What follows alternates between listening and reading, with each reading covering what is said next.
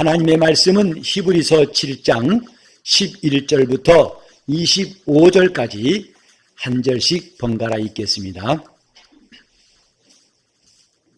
레위 계통의 제사 직분으로 말미암아 온전함을 얻을 수 있었으면 백성이 그 아래에서 율법을 받았으니 어찌하여 아론의 반차를 좇지 않고 멜기세덱의 반차를 좇는 별다른 한 제사장을 세울 필요가 있느뇨?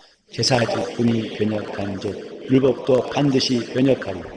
이것은 한 사람도 제단 일을 받들지 않은 다른 지파에 속한 자를 가리켜 말한 것이라. 우리 주께서 유다로조차 나신 것이 분명하도다. 이 지파에는 모세가 제사장들에 관하여 말한 것이 하나도 없고 멜기세덱과 같은 별다른 한 제사장이 일어난 것을 보니 더욱 분명하도다. 그는 육체에 상관된 계명의 법을 좇지 아니하고 오직 무궁한 생명의 능력을 좇아 된 것이니 증거하기를 내가 영원히 멜기세덱의 반차를 좇는 제사장이라 하였도다. 전에 계명이 연약하며 무익함으로 패하고 율법은 아무것도 온전케 못할지라. 이에 더 좋은 소망이 생기니 이것으로 우리가 하나님께 가까이 가느니라. 또 예수께서 제사장 된 것은 맹세 없이 된 것이 아니니 저희는 맹세 없이 제사장이 되었으되 오직 예수는 자기에게 말씀하신 자로 말미암아 맹세로 되신 것이라. 주께서 맹세하시고 뉘우치지 아니하시리니 내가 영원히 제사장이라 하셨도다. 이와 같이 예수는 더 좋은 언약의 보증이 되셨느니라. 저희 제사장 된 자의 수요가 많은 것은 죽음을 인하여 항상 잊지 못함이로되 예수는 영원히 되신 고로 그 제사직분도 다 같이 그러므로 자기를 힘입어 하나님께 나아가는 자들을 온전히 구원하실 수 있으니 이는 그가 항상 살아서 저희를 위하여 간구하십니다. 아멘. 하나님께서 모세에게 말씀하시기를 율법대로 제사장을 세우라 하심에 출애굽기 28장에 보면은 제사장을 세웠습니다. 이것은 지명하여서 아론과 그 자손들에게 이 일을 하라고 명하신 것입니다. 그때로부터 이스라엘의 제사장은 오직 아론 지파에서 나오게 되었습니다. 하나님이 이렇게 율법대로 성전을 지으라 하시고 그 성전에서 제사장을 세우신 이유가 무엇일까?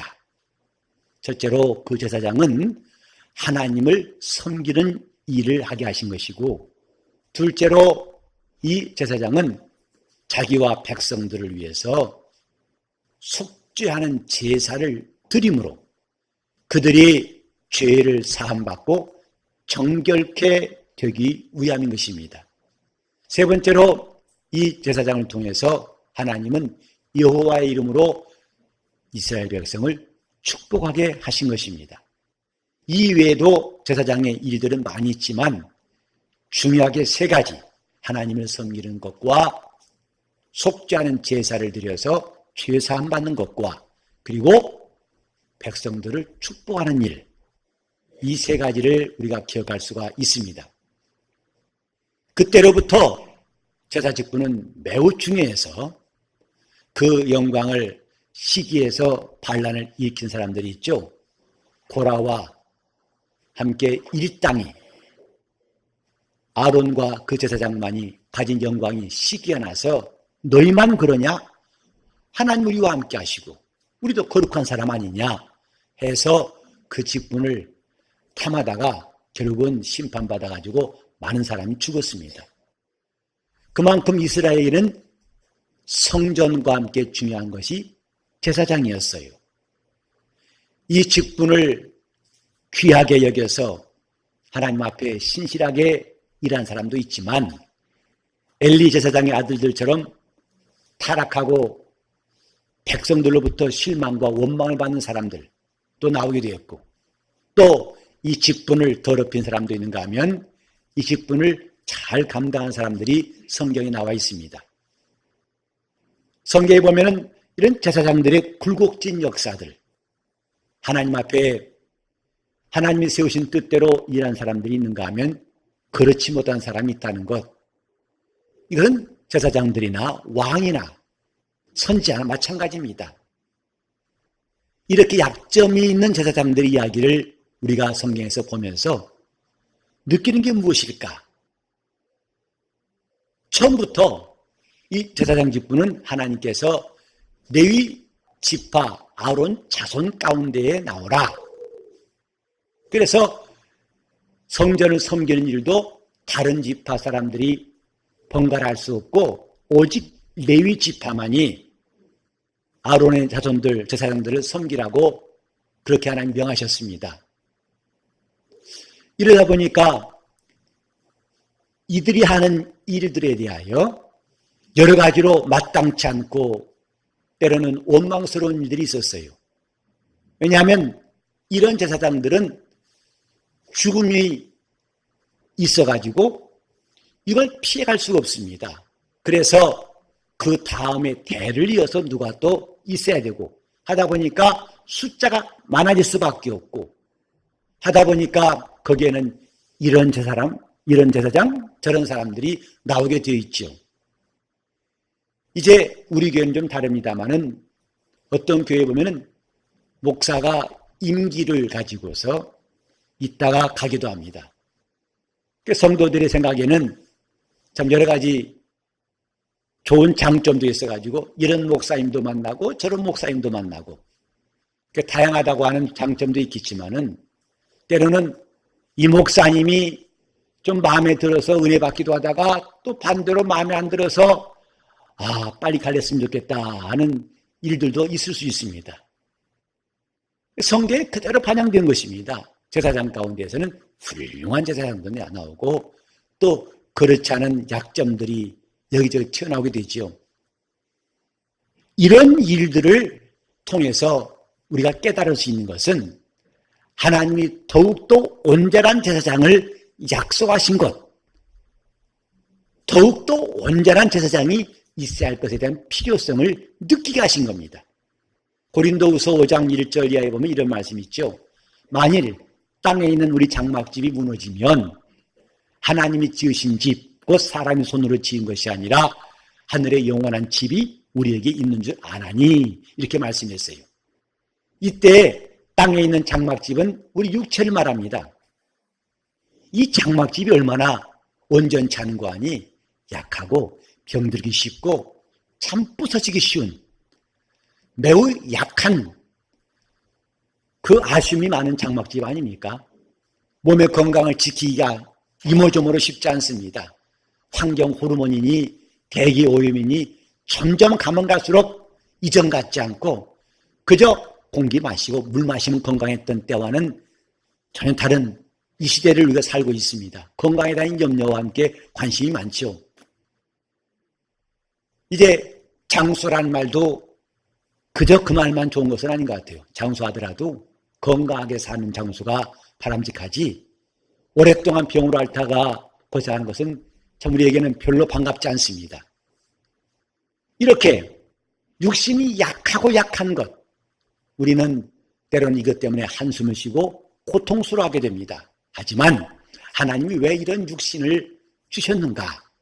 바로 이 장막과는 전혀 비교가 안 되는 하늘에 있는 장막이 있음을 깨닫게 하고 그걸 찾게 하시는 것입니다. 더 이상 우리 영혼은 이런 장막에 거할 것이 아니라 하나님이 예비하신 장막에 들어가 살아야 할 존재임을 알게 하시려고 이런 연약한 육체에 거하게 하신 것을 깨닫게 됩니다. 우리는 하나님 앞에서 가진 소망이 무엇입니까? 이 세상이 우리의 집이 아니고 하나님 나라가 우리의 집인 것을 알고 그 나라에 들어가서 영생코자 주 앞에 나온 거 아니겠습니까? 이렇게 온전한 장막이 있음을 이 연약한 육체에 있을 동안에 깨닫게 하신 것처럼 제사장들이 연약한 자라는 것을 이렇게 약점이 많고 이런 허물이 있고 이런 수많은 굴곡진 역사를 보면서 하나님은 마침내 온전한 제사장이 우리에게 필요한 것을 깨닫게 하시고 기다리게 하시고 그를 찾게 하신 것이다 이 말입니다. 본문은 지금까지 제사장이 온전치 아니었기 때문에 이제 우리에게 온전한 제사장이 계시다. 이것을 말씀하고 있습니다. 사람의 약한 것과 부족한 것을 더 이상 탓할 필요가 없는 온전한 제사장, 바로 예수 그리스도입니다. 그가 우리에게 온전한 큰 제사장인 것을 히브리서는 많은 분량을 통해서 우리에게 알게 합니다. 많은 사람들이 이제 우리가 제사장이다, 구약은 피했다, 그러므로 우리가 직접 하나님 만날 수 있다. 맞는 말입니다. 베드로도 그렇게 말했어요. 너희는 왕같은 제사장이다. 그런데 그것을 조금 더 이해할 부분이 있습니다. 다시 말해서 우리가 제사장이기 때문에 우리에게는 더 이상 구약대 성도와 같이 제사장이 필요 없다. 이것은 아니다 이 말이에요. 그렇다면 우리는 아까 말한 세 가지, 하나님을 섬기는 것과 죄를 사함받는 속죄와 또 복에 대해서 과연 우리 스스로 가능한가, 이것입니다.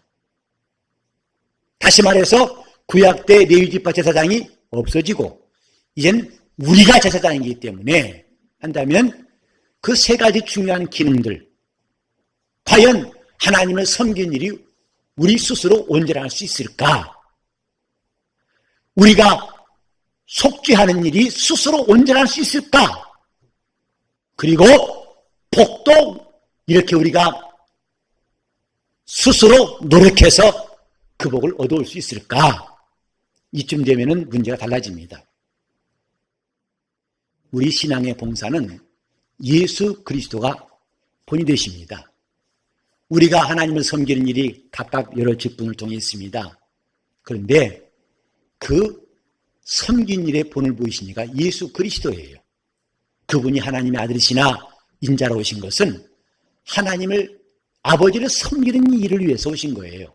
그리고 우리는 그분의 본을 따라서 하나님을 섬기는 겁니다. 본이 없으면 방향도 알 수 없고 제대로 길도 알 수가 없지요. 하나님을 온전히 섬기기 위해서는 하나님을 온전히 섬기신 예수 그리스도를 따라가는 것이 가장 분명하고 좋은 길입니다. 그래서 예수 그리스도는 지금까지 저 첫 장막에 있을 동안에 레위지파 사람들이 하나님을 섬기는 것 같지 아니하고 온전히 죽기까지 그 말씀에 순종하여 섬기신 하나님의 아들이세요. 이사야 53장에 보면 그 영혼의 수고를 기뻐하사 이랬어요. 예수 그리스도에 대해서 말씀하다가 그 영혼의 수고를 기뻐하사, 곧 아버지 앞에 순종하신 그 영혼의 수고가 하나님을 섬기는 본이 되었다 이 말입니다. 그래서 교회는 그분이 아버지를 섬기신 것처럼 우리도 하나님을 섬긴이라는 것이 교회고, 섬기는 모든 것이 영적 생활입니다.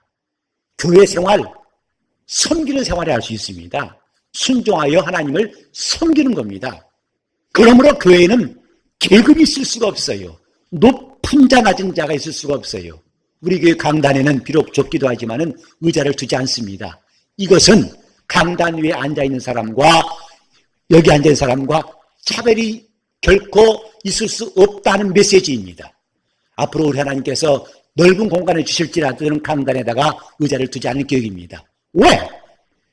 교회는 높고 낮은 자가 없이 한결같이 다 모두가 주님을 섬기는 자예요. 아니 이미 주님께서 섬기시는 분인데 그분을 따라가는 사람 가운데 누가 나는 섬기는 일은 좀 덜하다 이렇게 할 사람이 있겠습니까? 우리 모두는 섬기는 자예요. 그분을 따라 섬기는 자들입니다. 그리고 죄를 사는 속죄의 제사가 오직 제사장에 의해서만 이루어졌듯이 우린 스스로 죄를 해결할 능력이 없는 사람들입니다. 오직 그분에 의해서 우리 죄가 사함받은 것을 알고 있어요. 예수 그리스도는 자기 몸을 들여서 단번에 속죄를 이루신 하나님의 아들 그리스도이신데 우리가 그로 말미암아 죄사함 받음을 믿고 있는 사람들 아니겠습니까?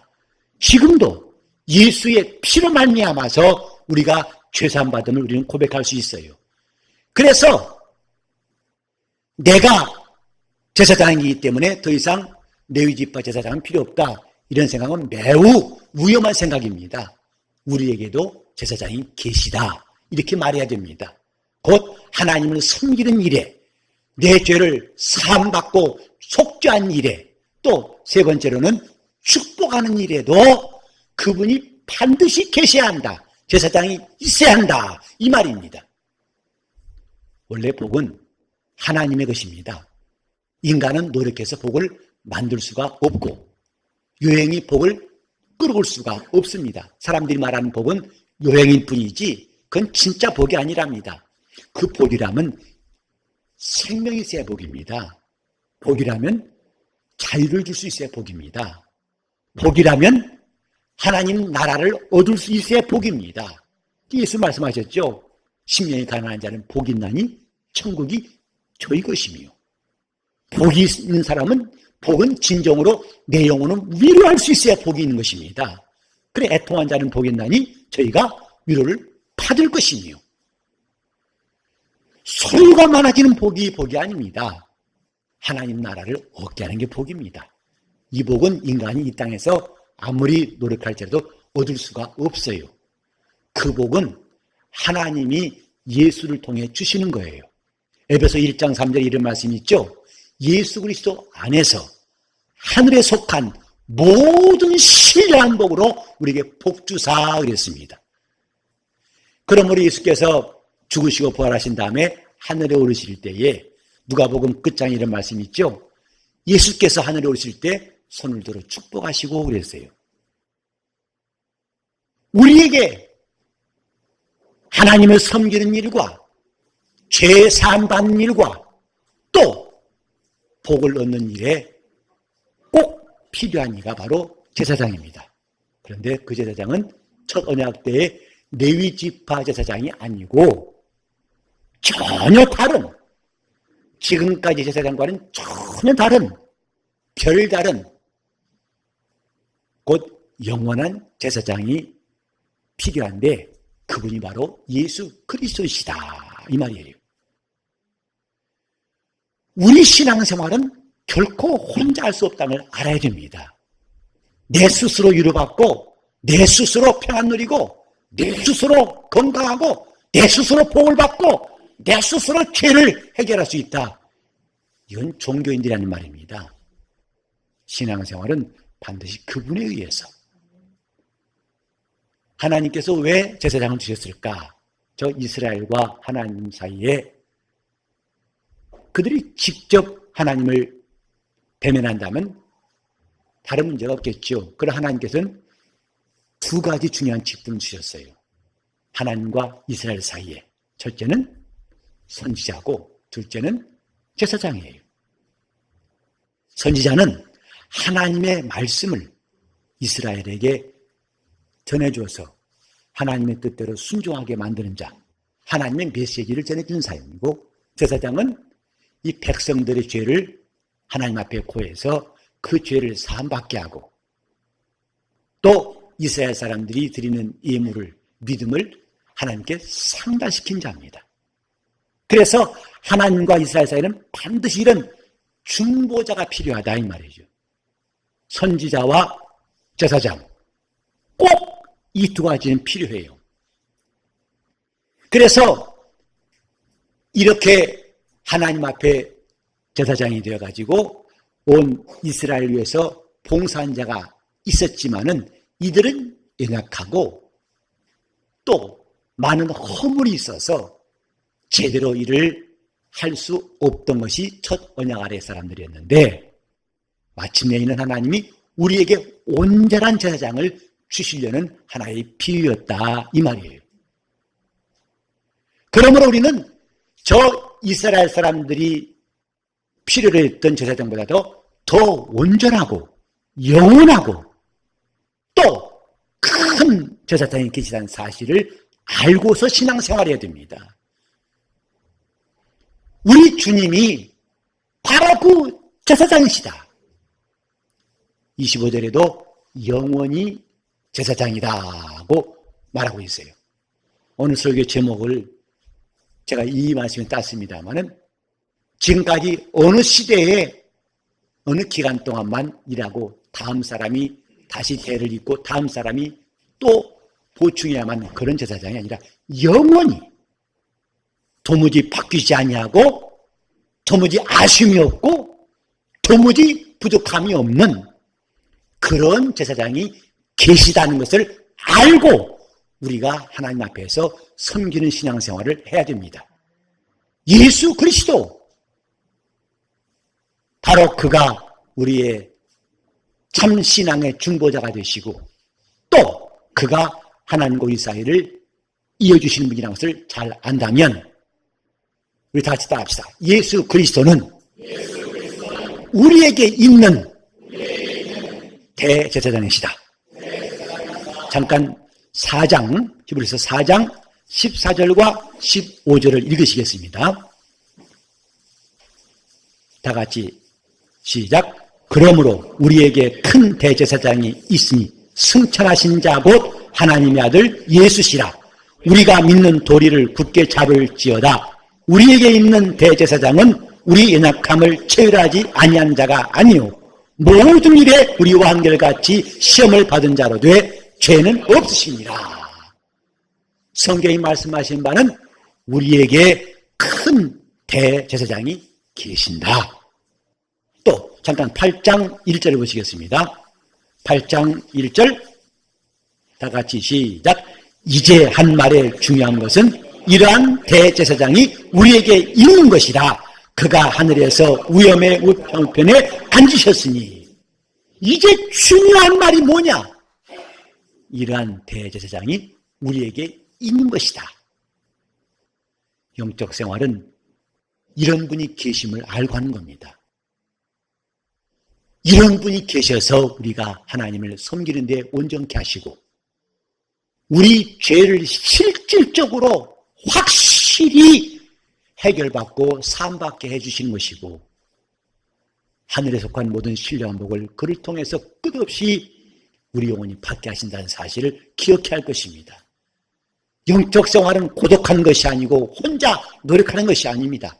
전 이번에 코스타리카 가가지고 제가 원래 계획했던 그런 내용들을 세미나 하려고 했던 것이 바뀌어져 가지고 그 세미나 내내 가르쳤던 말씀이 하나님의 의지와 사람의 의지라는 사실이었어요.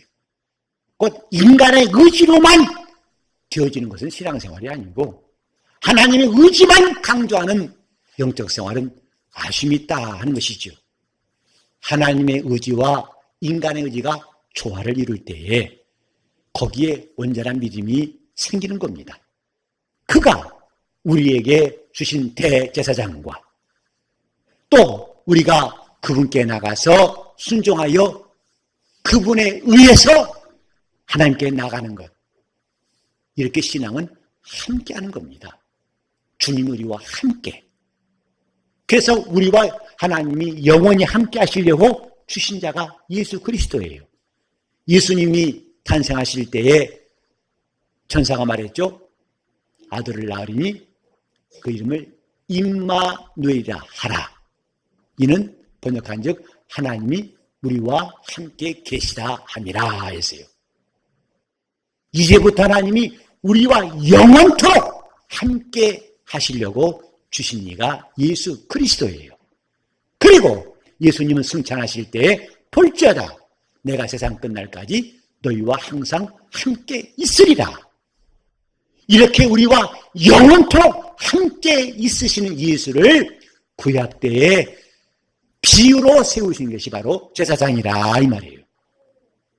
제사장 없이는 도무지 누구도 하나님께 나갈 수가 없고 또 자기 죄를 해결할 방법이 없지만은 그가 있기 때문에 죄사함뿐만 아니라 놀라운 복을 하나님 주신 복을 다 그들이 받아서 지금까지도 이스라엘은 땅에서 잘되고 장수하는 복을 누리고 있습니다.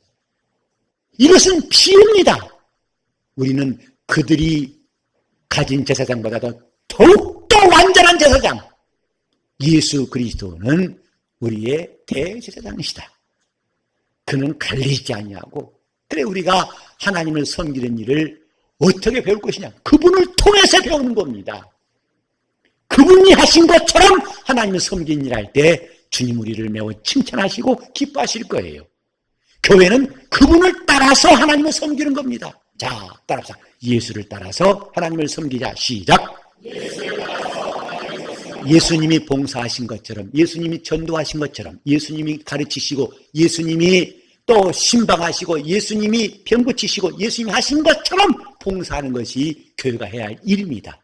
예수님을 따라서 하나님을 섬기는 것, 이때 온전해지는 것이고, 그 다음에 그분은 시편 68편 19절에 말씀하신 것처럼 날마다 우리 죄의 짐을 지시는 구원의 하나님을 찬송할지어다 하신 것 같이, 그분은 날마다 우리 죄짐을 지시는 구주이십니다.